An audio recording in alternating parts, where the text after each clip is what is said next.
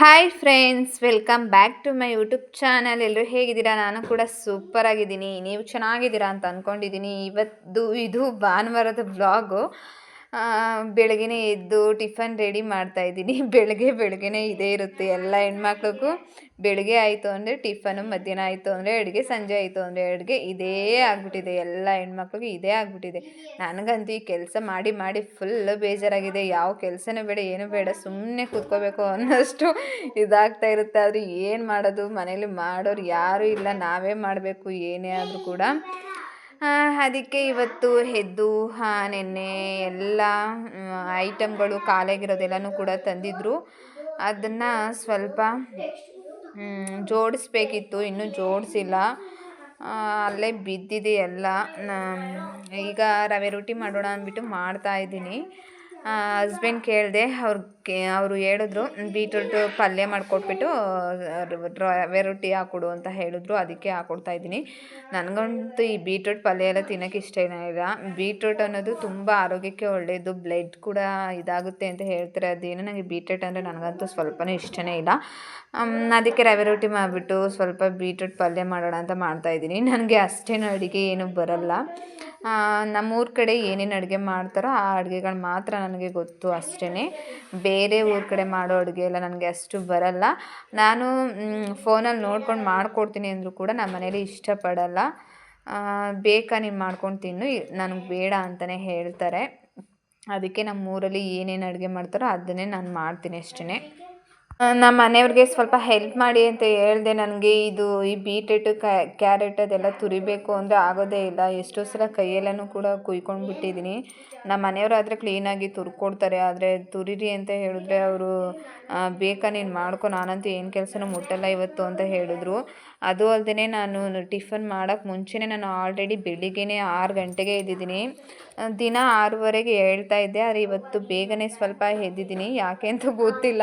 6 ಗಂಟೆಗೆ ಎದ್ದು ಮಕ್ಕಳು ಯೂನಿಫಾರ್ಮು, ಪಾತ್ರೆ ಗೀತ್ರೆ ಎಲ್ಲ ಆಲ್ರೆಡಿ ತೊಳೆದು ಇಟ್ಬಿಟ್ಟು ಬಂದಿದ್ದೀನಿ.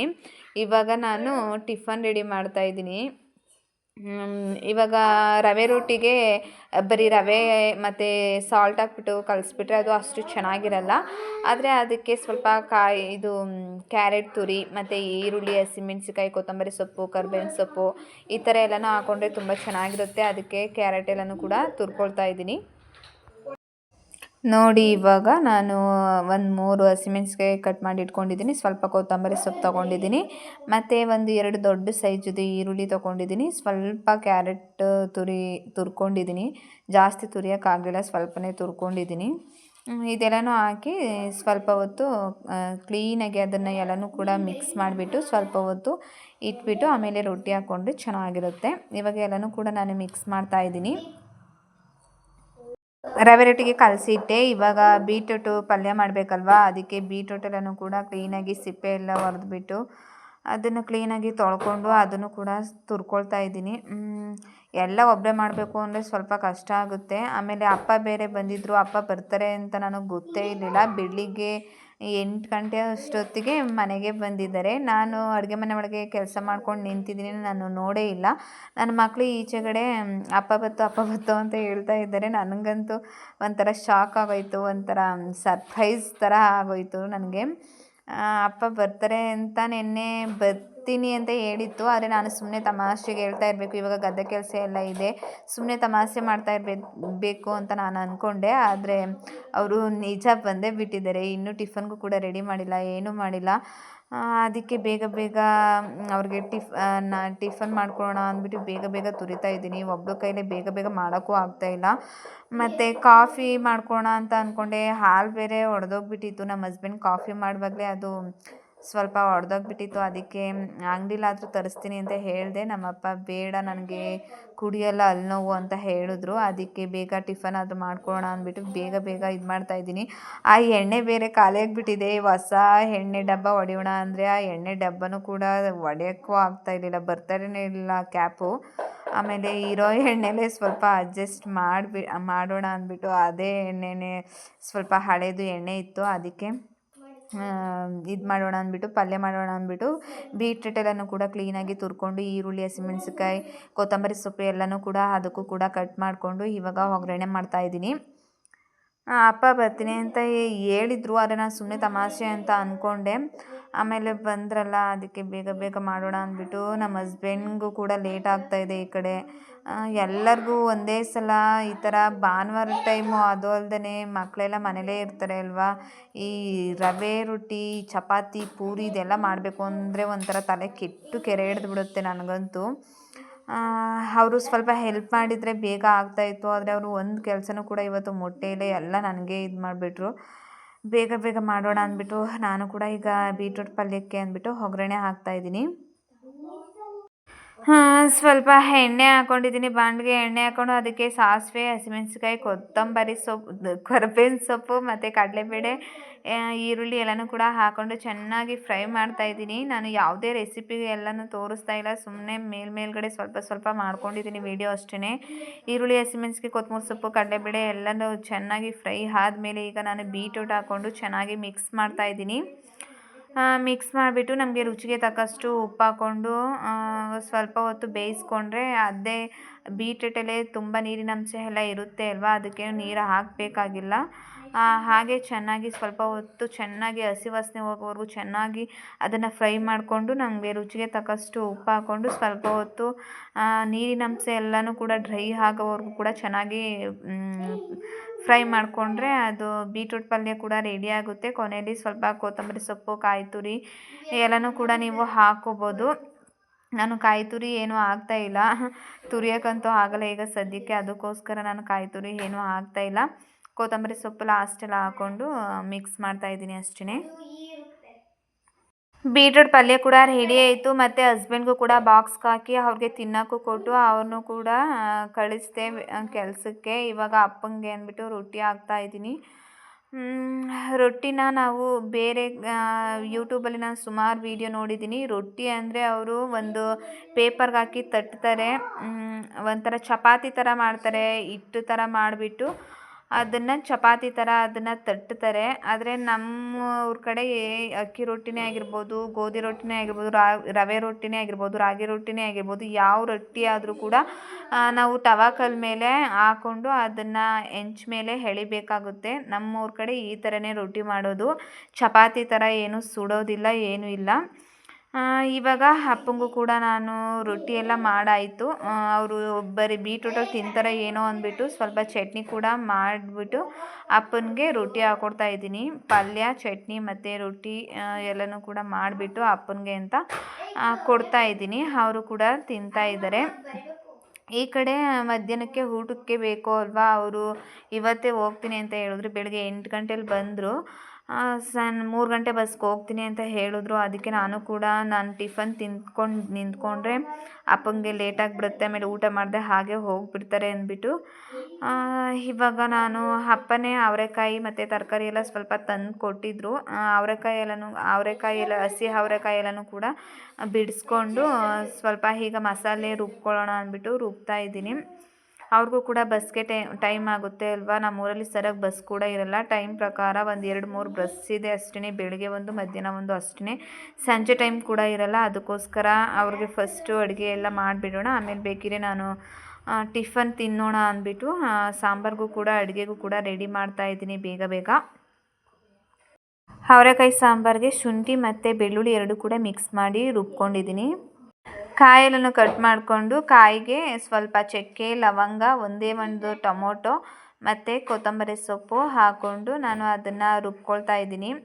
ಈ ಥರ ರುಬ್ಕೊಂಡಿದ್ದೀನಿ. ಇವಾಗ ಈ ಥರ ರುಬ್ಕೊಂಡ್ಮೇಲೆ ಇದಕ್ಕೆ ನಾನು ಮಟನ್ ಸಾಂಬಾರು ಪೌಡ್ರು ಹಾಕ್ಕೊಳ್ತಾ ಇದ್ದೀನಿ. ಒಂದು 2.5 ಸ್ಪೂನಷ್ಟು ನಾನು ಮಟನ್ ಸಾಂಬಾರು ಪೌಡ್ರ್ ಹಾಕ್ಕೊಳ್ತಾ ಇದ್ದೀನಿ. ನಾನು ಹಸಿ ಕಾಳುಗಳು ಸಾಂಬಾರು ಮಾಡಬೇಕಿದ್ರೆ ಹುಳಿಮಳೆ ಮತ್ತು ಅವರೆಕಾಯಿ, ತೊಗರಿಕಾಯಿ, ತಡಗುಣಿಕಾಯಿ ಮಾಡಬೇಕಿದ್ರೆ ನಾನು ಮಟನ್ ಸಾಂಬಾರು ಪೌಡ್ರನ್ನೇ ಹಾಕ್ಕೊಳ್ತೀನಿ.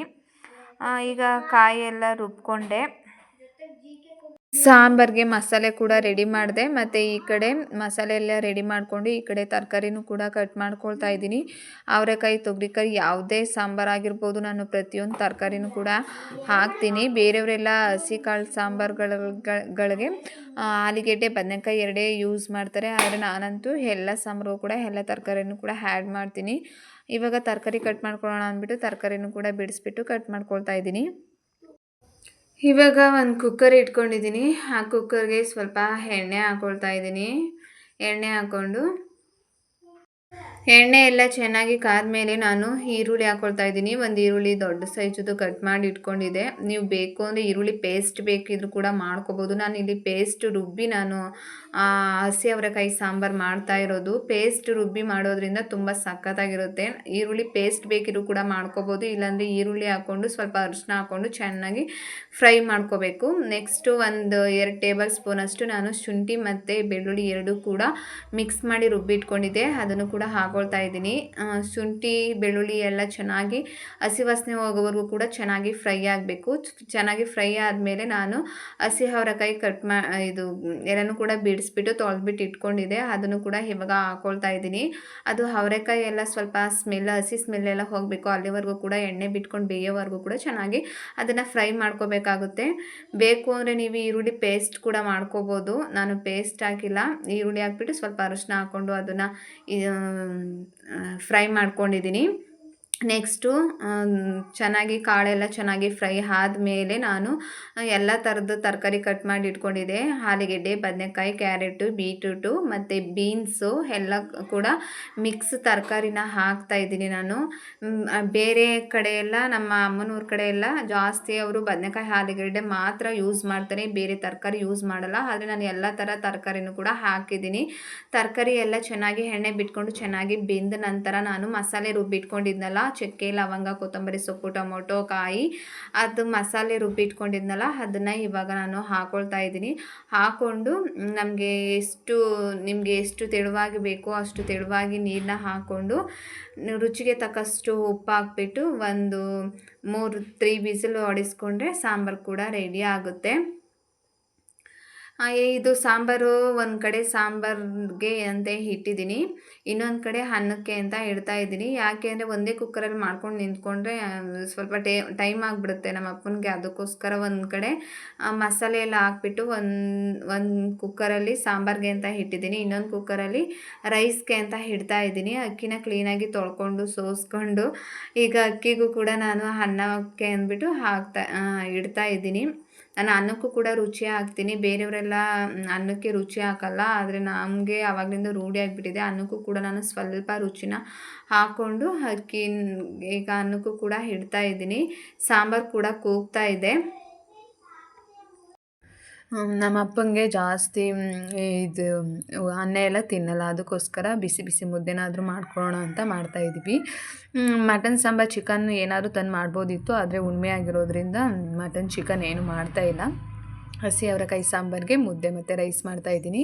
ಆ ಮುದ್ದೆನ ಪರ್ಫೆಕ್ಟಾಗಿ ಯಾವ ಥರ ಮಾಡೋದು ಅಂತ ಹೇಳ್ಕೊಡ್ತೀನಿ ನೋಡಿ. ನೀವು ನುಚ್ಚು ಹಾಕಿ ಮಾಡಬೇಕು ಅಂದರೆ ನೀವು ಜಾಸ್ತಿ ನೀರು ಹಾಕ್ಕೋಬೇಕಾಗುತ್ತೆ, ಅದು ನುಚ್ಚೆಲ್ಲ ಬೇಯಬೇಕಲ್ವ, ಅದಕ್ಕೋಸ್ಕರ ನೀವು ನುಚ್ಚೇನು ಹಾಕದೆ ಹಾಗೆ ಮಾಡ್ತೀವಿ ಅಂದರೆ ಸ್ವಲ್ಪನೇ ನೀರು ಹಾಕ್ಕೊಂಡ್ರೆ ಸಾಕಾಗುತ್ತೆ.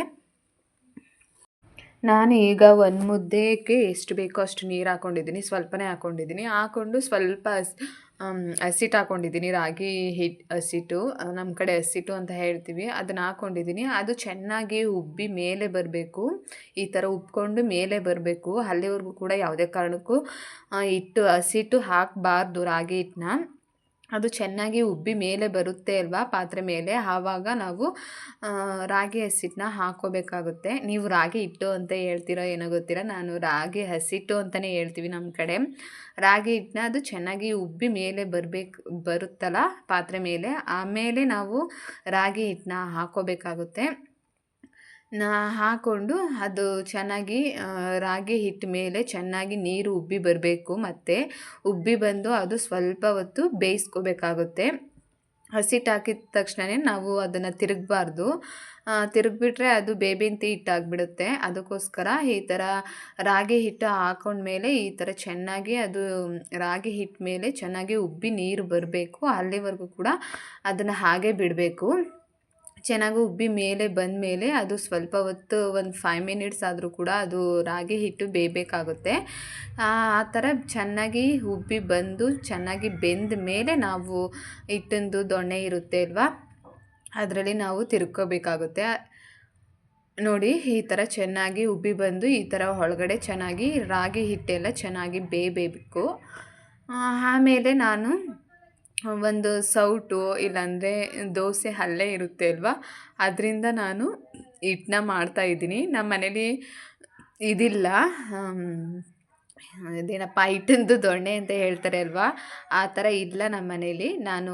ನನಗೆ ಅಭ್ಯಾಸ ಆಗಿಬಿಟ್ಟಿದೆ. ನಾನು ಈ ಥರ ಸೌಟು ಇಲ್ಲಾಂದರೆ ದೋಸೆದು ಹಲ್ಲೆ ಇರುತ್ತೆ ಅಲ್ವಾ, ಅದ್ರ ಹಿಂದೆನೇ ನಾನು ಈ ಥರ ಹಿಟ್ಟನ್ನ ಮಾಡ್ಕೊಳ್ತೀನಿ. ನಿಮ್ಮ ಮನೇಲಿ ಹಿಟ್ಟು ಮಾಡೋ ಅಂಥದ್ದು ದೊಣ್ಣೆ ಇದ್ದರೆ ಅದರಲ್ಲೂ ಕೂಡ ಈ ಥರ ನೀವು ತಿರುಗ್ಬೋದು. ಅದನ್ನು ಚೆನ್ನಾಗಿ ಈ ಥರ ಹಿಟ್ಟಿಂದು ದೊಣ್ಣೆ ಆಗಿರ್ಬೋದು, ಅಥವಾ ನಿಮ್ಮ ಯಾವುದ್ರಲ್ಲಿ ಮಾಡ್ತಿರೋ ಅದರಲ್ಲಿ ಚೆನ್ನಾಗಿ ಅದನ್ನು ನಾದ್ಕೋಬೇಕು. ಸ್ವಲ್ಪನೂ ಕೂಡ ಹಸಿಟ್ಟು ಕಾಣಬಾರ್ದು ವೈಟ್ಗೆ, ಆ ಥರ ಚೆನ್ನಾಗಿ ಅದನ್ನು ನಾದ್ಕೋಬೇಕು. ನಾವು ಎಷ್ಟು ಚೆನ್ನಾಗಿ ನಾದ್ತೀವೋ ಅಷ್ಟು ಪರ್ಫೆಕ್ಟಾಗಿ ಮುದ್ದೆ ಚೆನ್ನಾಗಿ ಬರುತ್ತೆ. ಈ ಥರ ಚೆನ್ನಾಗಿ ಅದನ್ನು ನಾದ್ಕೋಬೇಕು. ಅಲ್ಲೆಯಿಂದ ಆಗಿರ್ಬೋದು ಅಥವಾ ನೀವು ಯಾವುದರಿಂದ ಮಾಡ್ತೀರಾ ಅದರಿಂದ ಚೆನ್ನಾಗಿ ಈ ಥರ ನಾದ್ಕೋಬೇಕು.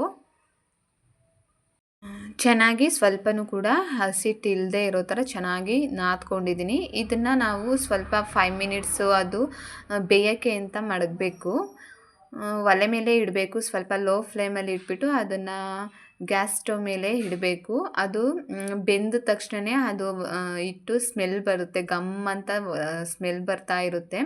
ಆವಾಗ ಹಿಟ್ಟು ಚೆನ್ನಾಗಿ ಬೆಂದಿದೆ ಅಂತ ಅರ್ಥ. ಅದು ಸ್ಮೆಲ್ ಬಂದಾಗಲೇ ಅದು ಒಂಥರ ಸ್ಮೆಲ್ ಬರುತ್ತೆ ಹಿಟ್ಟು ಬೆಂದಾಗ. ಆ ಥರ ಸ್ಮೆಲ್ ಬಂದಾಗ ಹಿಟ್ಟು ಬೆಂದಿದೆ ಅಂತ ಕರೆಕ್ಟಾಗಿ ನಾವು ತಿಳ್ಕೊಬೇಕಾಗುತ್ತೆ. ಅದು ಸ್ಮೆಲ್ ಬರಲಿಲ್ಲ ಅಂದರೆ ಅದು ಬೆಂದಿಲ್ಲ ಅಂತಲೇ ಅರ್ಥ. ಅದು ಗಮ್ ಅಂತ ಒಂಥರ ಹಿಟ್ಟಿಂದು ಸ್ಮೆಲ್ ಬರ್ತಾ ಇರುತ್ತೆ. ಆವಾಗ ಹಿಟ್ಟು ಚೆನ್ನಾಗಿ ಬೆಂದಿದೆ ಅಂತ ಗೊತ್ತಾಗುತ್ತೆ. ಆವಾಗ ನೀವು ಅದನ್ನು ಕೆಳಗಡೆ ಇಳಿಕೊಂಡು ಮುದ್ದೆ ಕಟ್ಕೋಬೇಕಾಗುತ್ತೆ. ಒಬ್ಬೊಬ್ಬರು ಮಾಡ್ತಾರೆ, ಆದರೆ ಹಿಟ್ಟೆಲ್ಲ ತಟ್ಟೆಗೆ ಮತ್ತು ಕೈಗೆಲ್ಲ ಅಂಟ್ಕೊಳ್ತಾ ಇರುತ್ತೆ. ಅದು ಚೆನ್ನಾಗಿ ಬೆಂದಿದ್ರೆ ಆ ಥರ ತಟ್ಟೆಗೆ ಮತ್ತು ಪ್ಲೇಟ್ಗೆಲ್ಲ ಅಂಟೋದಿಲ್ಲ, ಮತ್ತು ಕೈಗೂ ಕೂಡ ಅಷ್ಟು ಅಂಟೋದಿಲ್ಲ. ಅದು ಹಿಟ್ಟು ಚೆನ್ನಾಗಿ ಬೆಂದಿಲ್ಲ ಅಂದಾಗ ಅದು ತಟ್ಟೆಗೆ ಕೈಗೆಲ್ಲ ಅಂಟ್ಕೊಳ್ತಾ ಇರುತ್ತೆ. ನಾನು ಸುಮಾರು ವೀಡಿಯೋ ನೋಡಿದ್ದೀನಿ, ಅದು ಮುದ್ದೆ ಥರನೇ ಇರಲ್ಲ, ಕೈಗೆ ಮತ್ತು ತಟ್ಟೆಗೆಲ್ಲ ಅಂಟ್ತಾ ಇರುತ್ತೆ. ಆ ಥರ ಮುದ್ದೆ ಮಾಡಿರ್ತಾರೆ ನೋಡಿ. ಈ ಥರ ಪರ್ಫೆಕ್ಟಾಗಿ ಮುದ್ದೆ ಬರುತ್ತೆ. ನೀವು ಕ್ಲೀನಾಗಿ ಅದು ಸ್ಮೆಲ್ ಬರೋವರೆಗೂ ಚೆನ್ನಾಗಿ ಹಿಟ್ಟನ್ನು ಬೇಯಿಸ್ಕೊಳ್ಳೋದ್ರಿಂದ ಮತ್ತು ಚೆನ್ನಾಗಿ ನಾದಿ ಹಿಟ್ಟನ್ನ ಮುದ್ದೆ ಕಟ್ಟೋದ್ರಿಂದ ಅದು ಮುದ್ದೆ ಪರ್ಫೆಕ್ಟಾಗಿ ಕ್ಲೀನಾಗಿ ಚೆನ್ನಾಗಿ ಬರುತ್ತೆ.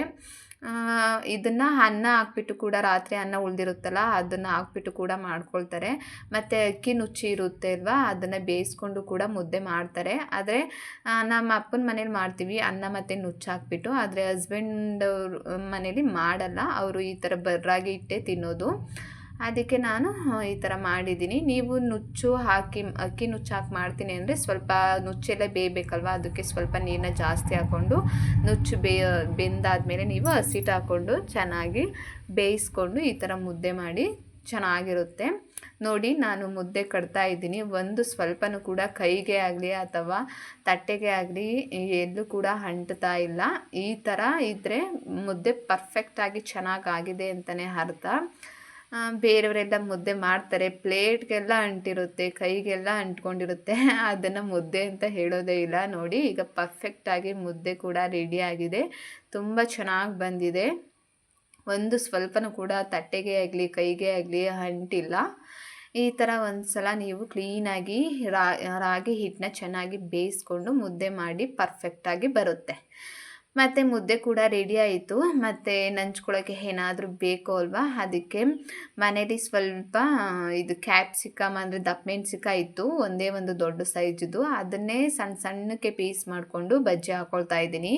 ದಪ್ಪಮೆಣ್ಸಿಕಾಯಲ್ಲಿ ಬಜ್ಜಿ ಮಾಡೋದ್ರಿಂದ ತುಂಬ ಅಂದರೆ ತುಂಬ ಚೆನ್ನಾಗಿರುತ್ತೆ. ನನಗೆ ಮೆಣಸಿಕಾಯಿ ಬಜ್ಜಿ ಅಂದರೆ ತುಂಬ ಇಷ್ಟ. ಈ ಆಲೂಗೆಡ್ಡೆ, ಬಾಳೆಕಾಯಿ ಅದೆಲ್ಲ ಇಷ್ಟ ಆಗಲ್ಲ. ಆದರೆ ನನಗೆ ಬಜ್ಜಿ ಮೆಣಸಿಕಾಯಿದು ಬಜ್ಜಿ ಮಾಡೋ ಅಂಥದ್ದು ಮೆಣಸಿಕಾಯಿ ಇರುತ್ತಲ್ಲ, ಅದರಲ್ಲಿ ಬಜ್ಜಿ ಅಂದರೆ ತುಂಬಾ ಇಷ್ಟ. ಆದರೆ ಬಜ್ಜಿ ಮೆಣಸಿಕಾಯಿ ಇರಲಿಲ್ಲ, ಆದರೆ ಆಲೂಗೆಡ್ಡೆದು ಅಷ್ಟು ಇಷ್ಟ ಆಗಲ್ಲ. ಅದಕ್ಕೆ ಕ್ಯಾಪ್ಸಿಕಮ್ ಅಂದರೆ ದಪ್ಪ ಮೆಣಸಿಕಾಯಿ ಇರುತ್ತಲ್ಲ, ಅದರಿಂದ ನಾನು ಬಜ್ಜಿ ಮಾಡ್ಕೊಂಡಿದ್ದೀನಿ. ಬಜ್ಜಿ ಅಂತೂ ತುಂಬ ಸಖತ್ತಾಗಿ ಬಂದಿತ್ತು. ಅರ್ಜೆಂಟಾಗಿ ಮಾಡಿದ್ದಾಗಲೇ ಅಡುಗೆಗಳು ತುಂಬ ಚೆನ್ನಾಗಿರುತ್ತೆ ಅಂತ ಹೇಳ್ತಾರಲ್ಲ, ಆ ಥರ ತುಂಬ ಚೆನ್ನಾಗಿತ್ತು ಬಜ್ಜಿ ಮಾತ್ರ. ಮತ್ತು ಈ ಕಡೆ ಸಾಂಬಾರು ಕೂಡ ರೆಡಿ ಆಗಿದೆ. ತುಂಬ ಚೆನ್ನಾಗಿ ಬಂದಿದೆ ಸಾಂಬಾರು ಕೂಡ. ಈ ಥರ ಎಲ್ಲ ಮಿಕ್ಸ್ ತರಕಾರಿ ಹಾಕಿ ಮಾಡೋದ್ರಿಂದ ಅವರೆಕಾಯಿ ಸಾಂಬಾರು ತುಂಬ ಚೆನ್ನಾಗಿರುತ್ತೆ, ಟೇಸ್ಟಿಯಾಗಿ ಸಖತ್ತಾಗಿರುತ್ತೆ. ನೀವು ಒಂದು ಸಲ ಟ್ರೈ ಮಾಡಿ, ಪೇಸ್ಟ್ ಎಲ್ಲ ಆಡಿಸ್ಕೊಂಡು. ಮತ್ತು ಎಲ್ಲ ಅಡುಗೆ ಎಲ್ಲ ಮಾಡಿ ಮುಗೀತು. ಅದಕ್ಕೆ ತುಂಬ ಬೆಳಗ್ಗೆ ಟಿಫನ್ ತಿಂದಿರೋ ಅಂಥ ಪಾತ್ರೆಗಳು, ಮತ್ತು ಮಕ್ಕಳು ಮನೇಲಿರೋದಕ್ಕೂ ಅದಕ್ಕೂ ತುಂಬ ಪಾತ್ರೆ ಎಲ್ಲ ಇತ್ತು. ಮತ್ತು ಅಡುಗೆ ಎಲ್ಲ ಮಾಡಿದ್ನಲ್ಲ, ಟಿಫನ್ ಮಾಡಿರೋದು, ಅಡುಗೆ ಮಾಡಿರೋದು, ಪ್ರತಿಯೊಂದು ಪಾತ್ರೆಗಳು ಕೂಡ ತುಂಬ ಇತ್ತು.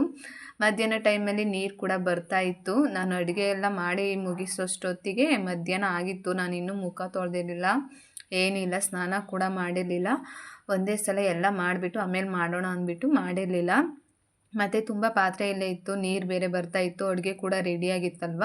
ಅದಕ್ಕೆ ಒಂದೇ ಸಲ ಎಲ್ಲನೂ ಕ್ಲೀನಾಗಿ ತೊಳೆದು ಇಟ್ಬಿಟ್ರೆ ಒಂಥರ ಮನಸ್ಸಿಗೆ ಸಮಾಧಾನ ಆಗುತ್ತೆ. ಅದಕ್ಕೋಸ್ಕರ ಪಾತ್ರೆಗಳೆಲ್ಲನೂ ಕೂಡ ತಂದುಬಿಟ್ಟು ಕ್ಲೀನಾಗಿ ಎಲ್ಲನೂ ತೊಳೆದಿಡೋಣ ಅಂದ್ಬಿಟ್ಟು ತೊಳಿತಾ ಇದ್ದೀನಿ. ನಮ್ಮ ಅಪ್ಪ ಬಂದಿರೋದು ಯಾವುದಕ್ಕೆ ಅಂದರೆ, ನನಗೆ ತುಂಬ ಹುಷಾರಿರಲಿಲ್ಲ ಅಲ್ವಾ, ಆವಾಗ ಅಪ್ಪನಿಗೆ ಸ್ವಲ್ಪ ಗದ್ದೆ ಕೆಲಸ ಎಲ್ಲ ಇತ್ತು, ಆವಾಗ ಬಂದು ನೋಡೋಕ್ಕಾಗಲಿಲ್ಲ. ಅದಕ್ಕೆ ಇವಾಗಾದ್ರೂ ಮಕ್ಕಳು ಮತ್ತು ನನ್ನ ನೋಡ್ಕೊಂಡು ಹೋಗೋಣ ಅಂತ ಬಂದಿದ್ದಾರೆ.